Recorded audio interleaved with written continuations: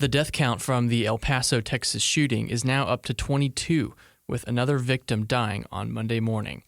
That attack was carried out on Saturday at a Walmart by a white supremacist who openly targeted Hispanics. In addition to the 22 killed, 24 are wounded. And just hours after that shooting, an armed young man in Dayton, Ohio, an avowed leftist and Satanist, opened fire, killing 9 people and injuring 27. Within 30 seconds of opening fire, the shooter was killed by a police officer. On Monday, President Trump grieved the loss of victims in a speech from the White House. These barbaric slaughters are an assault upon our communities, an attack upon our nation, and a crime against all of humanity. We are outraged and sickened by this monstrous evil, the cruelty, the hatred, the malice, the bloodshed, and the terror. Our hearts are shattered for every family whose parents, children, husbands, and wives were ripped from their arms and their lives. The president also condemned hate and white supremacy. The shooter in El Paso posted a manifesto online consumed by racist hate. In one voice, our nation must condemn racism, bigotry, and white supremacy. These sinister ideologies must be defeated. Hate has no place in America. Hatred warps the mind, ravages the heart, and devours the soul. The president also announced that the Justice Department would push for the death penalty for these kinds of mass murders. Earlier in the weekend on Twitter, the president floated the idea of strong background checks, but didn't go into further detail. Top Democrats, however, are directly blaming President Trump for the massacres over the weekend. Here's what Beto O'Rourke, a former congressman who represented El Paso, had to say. He's been calling Mexican immigrants rapists and criminals. I don't know, like, members of the press, what the Hold on a second. You know, it's these questions that you know the answers to. I mean, connect the dots about what he's been doing in this country. He's not tolerating racism, he's promoting racism. He's not tolerating violence, he's inciting racism and violence in this country. New Jersey Senator Cory Booker also blamed the president. We are all responsible to each other in this country. We have moral bonds and fabric of our country.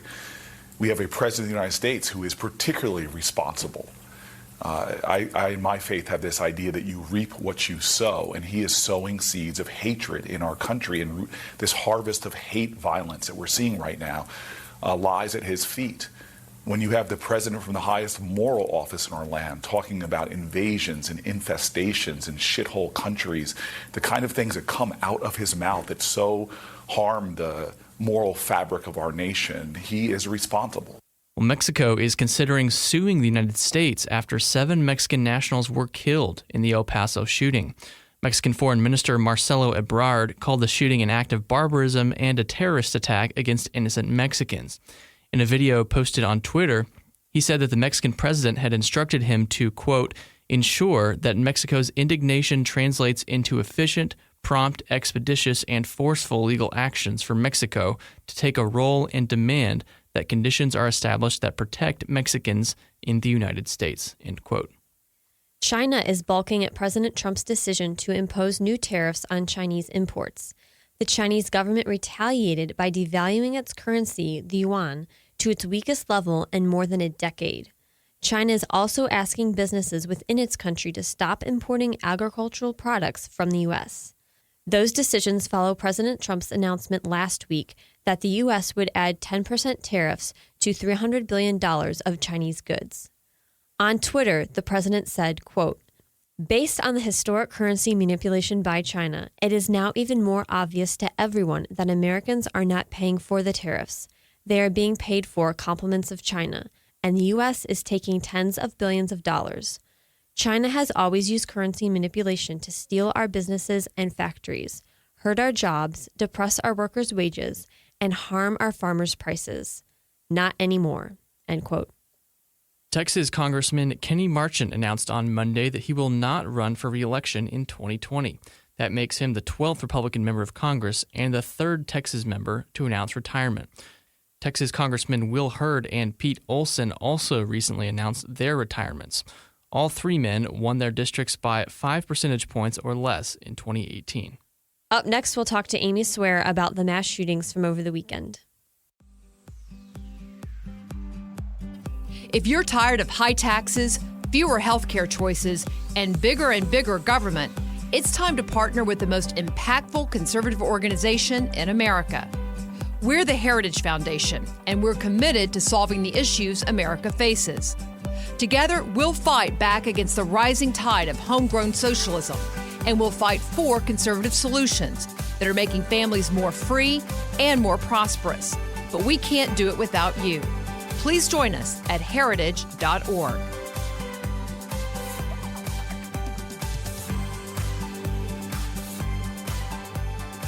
Joining us now in the studio is Amy Swear, a senior legal policy analyst at the Heritage Foundation.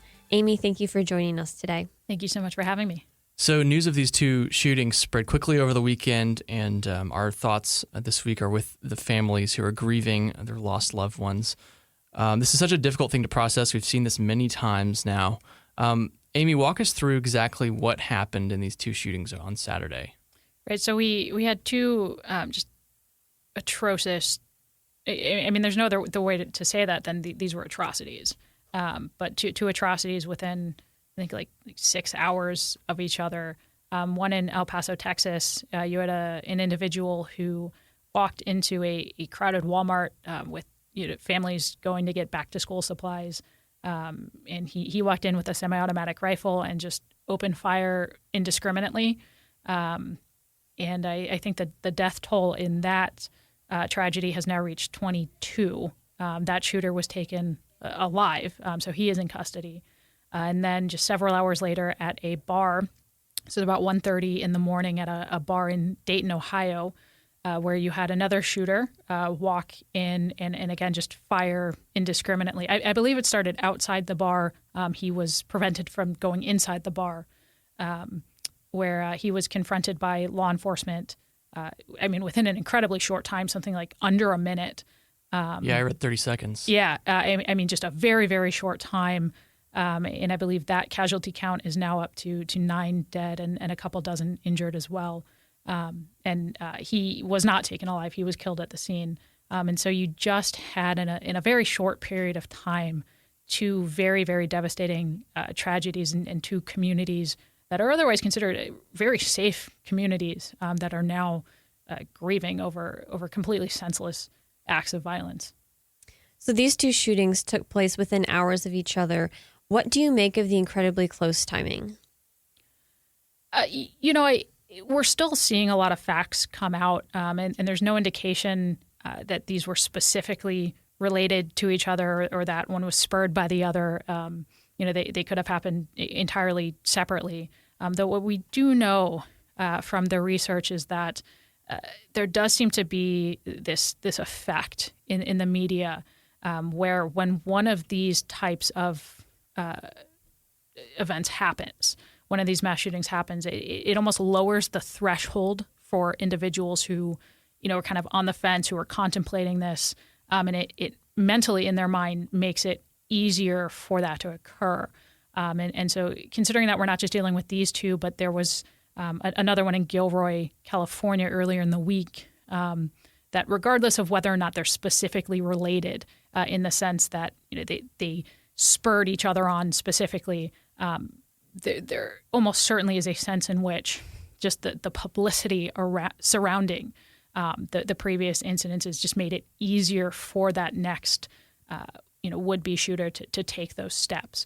And so again, nothing specific, but there is that general sense in which, of course, they spur each other on. So the El Paso shooter appears to have been a white nationalist who traveled out there to specifically attack Hispanics. And the Dayton shooter was a Satanist and militant leftist who openly said he wanted socialism. What role do you think these ideologies played in motivating the shooting and the way they carried out their actions? I think definitely in the El Paso shooting, there's a much clearer connection between the ideology and the action itself. He released a manifesto, and I've not read it. I don't wish to give him that satisfaction of knowing that people are reading it, but apparently it is, as you said, just completely white nationalistic ideology. He intended to target Hispanics, and completely played into that he had a reason for that. The second individual in Dayton, a lot less clear cut. They haven't released a motive. They're definitely just a very different ideological bent generally from what you get on his social media. And I think really what you're seeing, not just in these two, but across the board with these types of shootings, is a phenomenon in which you have young men who are dealing with a lot of mental and emotional problems, even if they're not, psychotic or insane in any sort of like mental illness definition. They're dealing with a lot of things mentally, and they're looking for ideologies that are telling them how to target that anger at people. And unfortunately, in the case in El Paso, we saw that was white nationalism, which is an abhorrent philosophy that I think we can all agree needs to be roundly condemned for what it is, which is abhorrent.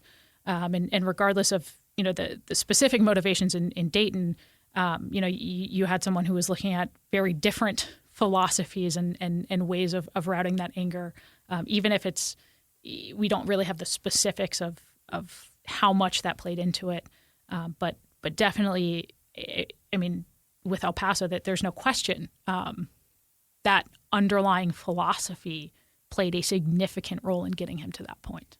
Speaking of the Dayton shooter, he was a graduate student in the Master of Cancer Care program at St. Francis University, and apparently was 1 week away from completing his internship with cancer survivors, according to CNN.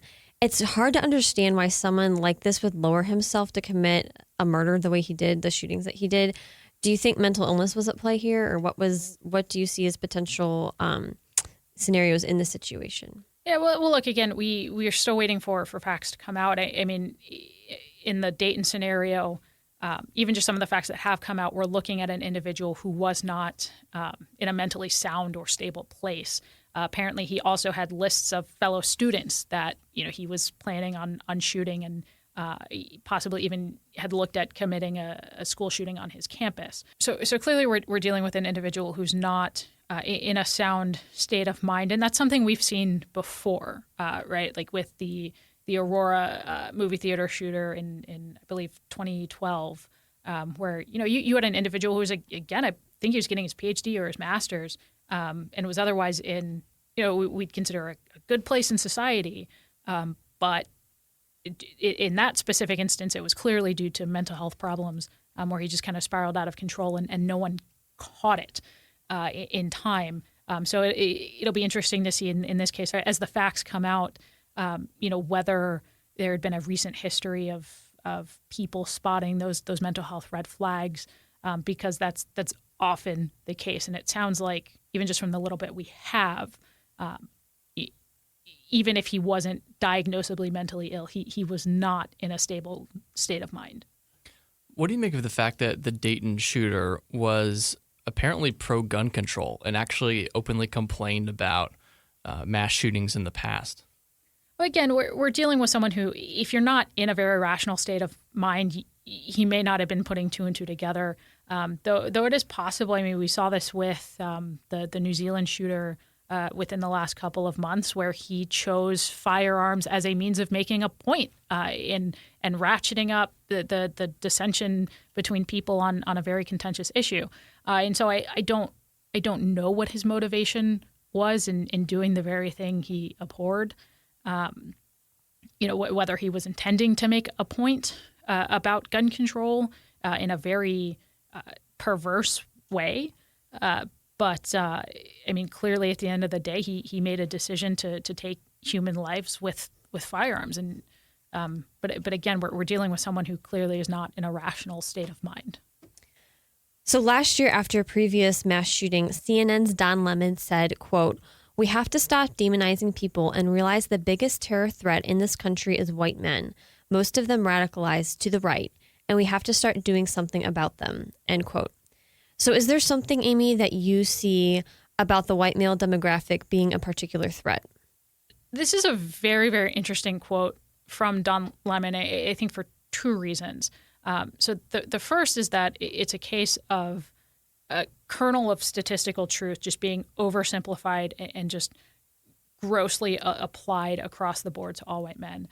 And I think the second thing that makes it interesting is that on the one hand, he's saying, we need to stop demonizing people, but with the exception of white men who are going to demonize and profile because they're the biggest threat.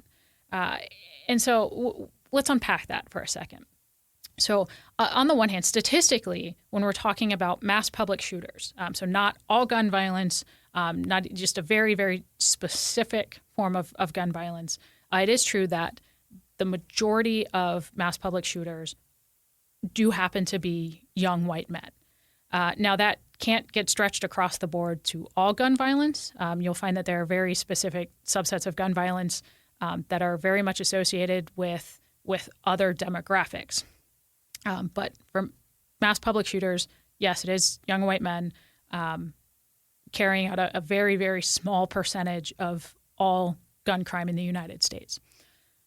In terms of what that means, I think I'd come to a very different conclusion than Don Lemon would here, which is not to say that young white men are just across the board the biggest threat to the United States. That's a bit absurd. I mean, we wouldn't say that about any other demographic. I think part of this has to do also with the way that we have tried to come to grips with terror in the United States since 9/11, which has been predominantly focused on Islamic radicalism, for very obvious reasons on the heels of a terror attack that was motivated by Islamic radicalist ideology. And so there is some truth there to this idea of we do need to start taking white nationalistic terror seriously as a concept of terror, because we haven't really delved into how do we stop and prevent these types of attacks in the same way that we have necessarily with Islamic fundamentalism. And I think across the board they need to be treated equally. But to then take it that next step and say this is the biggest threat to the United States, one, statistically, it's just not true. Mass public shootings account, again, for just a very, very small percentage of all firearm deaths every year. We have much bigger problems with suicide, with gang violence, with domestic intimate partner violence that are not primarily motivated by the same subset of young white men. And so it's, again, just gross oversimplification, and it doesn't help anyone. When you oversimplify problems like that, all it does is lead people to look for solutions that aren't going to help because you're focused on the wrong problems. Well, the flags are flying at half-mast this week to remind us of the victims, and we'll continue to follow the story as it develops. Amy, thanks for being on today. Thank you so much for having me. What the heck is trickle-down economics? Does the military really need a space force? What is the meaning of American exceptionalism? I'm Michelle Cordero. I'm Tim Desher, and every week on the Heritage Explains podcast, we break down a hot-button policy issue in the news at a 101 level. Through an entertaining mix of personal stories, media clips, music, and interviews, we help you actually understand the issues. So do this. Subscribe to Heritage Explains on iTunes, Google Play, or wherever you get your podcasts today. Well, millennials range from ages 23 to 38, which is what some consider the prime of social life. But a new study suggests that millennials might be the loneliest generation in America. The new study conducted by YouGov found that 30% of millennials say they always or often feel lonely. That's the highest percentage of all the generations surveyed. By contrast, 20% of Generation X and 15% of baby boomers said they were lonely. But perhaps most shocking is that 22% of millennials said they had zero friends, and 30% said they had no best friends. So, Rachel, are these numbers just proof that we're headed toward an inevitable incel future? I mean, personally, I hope not, but I think it's something hope not. I hope not, but I think it's something we need to be aware of. I mean, first of all, in order for there to be a marriage and children and all of that, guys need to be able to ask girls out. And many guys today don't know how to do that. And that's a sad fact. And I think this survey, this poll hits it on the head. However, I do have to say that I think a lot, I don't think it's false to say that a lot of us have ourselves to blame, because with the advent of social media and millennials using it so much, I think we've turned more to that, into like virtual friendships and relationships versus, actually having face-to-face one-on-one relationships with people. I mean, like, let's look at this. Like, it's not uncommon. So myself on Facebook, I have, like, not to toot my own horn, I have about 1,500 friends on Facebook. Oof. I have a couple hundred, about 600 followers on Instagram. And people, like, I have friends who have thousands of followers on Instagram. And they're connecting with all these people on Instagram, and people are watching each other's stories and commenting. And I think, at least, I've seen this happen with myself and with others. I feel like it gives us a false sense of closeness to people, because we can see what our friends are doing all day, every day. We can comment on them, we can react, we can send those like little heart eyes, or be like, oh, that's really cool. And so we have this like false sense of closeness, but we're not actually, checking in on people, actually communicating, having those one-on-one interactions, or even conversations over the phone. I know millennials. I don't mind talking on the phone. I actually love it, Daniel. I don't know about you, but I have a lot of millennials who complain. They're like, oh, like, please never call me. Only text me. Like, I will not answer a phone call. That's kind of scary. I don't know. Is that scary to you? Actually, it's funny you mentioned that, because I find myself sometimes in a situation where I really need to get a hold of somebody. Yeah. And I'm like texting them and they won't answer. And I'm like, well, I'm just out of options here, because, what else is it? I'm like, oh, I realize this is actually a phone in my hand, so I guess I could try to call them. Right. But that seems so direct and I don't know, intrusive. It's almost like maybe? an invasion of space for millennials, and it's like we need to get beyond that, because if we're not able to have meaningful conversations over the phone, like much less in person, how sad is this? And when I have visit friends, or even talk to my siblings and, their friends at school and what they're doing, thank goodness I've got some friends that are awesome conversationalists and they don't mind phone calls. But I think it's really sad. There are people out there that are just like, please don't call me. Like, I've had people actually say that. It's kind of like, wow, this is sad. Wow. Don't call me, maybe. Exactly. Oh, man.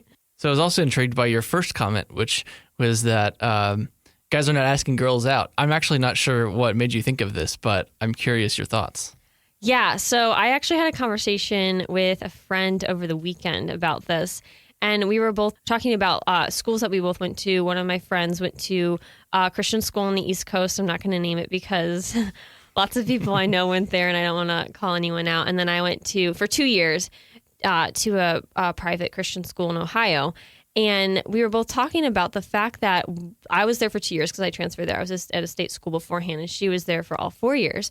We were both talking about the fact that we were never asked out once by a guy during that time, and how many of our friends also, like at my school and at her school, were also never asked out. Were they asked to hang out? They were asked to, yes. You were asked that was to a hang thing out? that happened, but you were never like asked out on a date.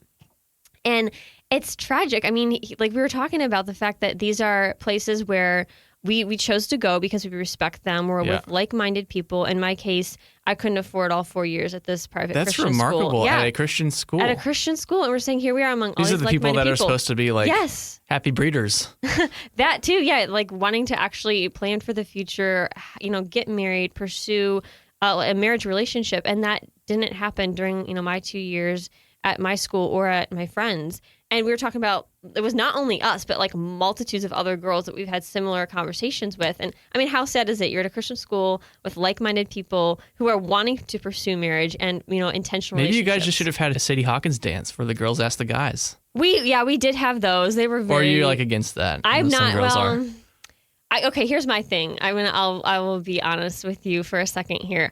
I think in theory that can be okay. I just, as a first interaction, that would not be something that I would do. Be like, I'm not going to make the first call here. That's not something I would do. So I had friends who did that, and that's their call. But it would, like, if I had my eye on someone, I just think it would be inappropriate. And this is old fashioned Rachel talking, but I wouldn't be the first one to make the move. I know other people do it differently, but that's just not me.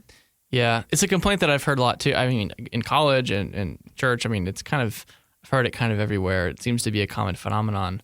I think there's some like illegitimate reasons why guys may not ask girls out, like maybe being non-committal or afraid of rejection and that kind of thing. Which they've you know never asked is anyone fear. out. Yeah. You know, if they've been rejected in the past. But then there's also like I think there are some legitimate reasons because once you do ask someone out and you know it is opening the door to like hurting someone or being hurt or hurting someone and you don't want that. Like you want to make sure that you're in it. But again, a date is a date. Right. And that's all it is. Right. And we need to realize that in today's day and I think age. oftentimes, especially in the Christian world, you know, guys can tend to think, oh man, if I ask her on the date, I just got to have the ring ready and just got to like ask her to marry me. And that's just, I'm not ready for that. And it doesn't have to be that way. Is. There doesn't need to be all that pressure. And I think if there's more intentionality and more honesty, which, you know, are good virtues, but they're not honestly that terrifying, we could do a lot more. We'd have more to work with here. Well, good words, Rachel. Hopefully we'll find other topics that can lead to this because that's really interesting. Well, that's going to do it for today's episode. Thanks for listening to the Daily Signal podcast, brought to you from the Robert H. Bruce Radio Studio at the Heritage Foundation. Please be sure to subscribe on iTunes, Google Play, or SoundCloud, and please leave us a review or a rating on iTunes to give us any feedback. We'll see you again tomorrow.